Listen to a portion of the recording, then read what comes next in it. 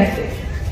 ప్రజలు ఒక్క ఎమ్మెల్యేను కూడా గెలిపించలేదు బీజేపీ పార్టీ నుంచి. కానీ ఈరోజు ప్రభుత్వంలో ఉన్న అందరు ఎమ్మెల్యేలు, ప్రభుత్వం సైతం, ముఖ్యమంత్రి గారు సైతం బీజేపీ పార్టీకి ఊడిగలు చేస్తున్నారు, బీజేపీ పార్టీకి బానిస అయిపోయారు.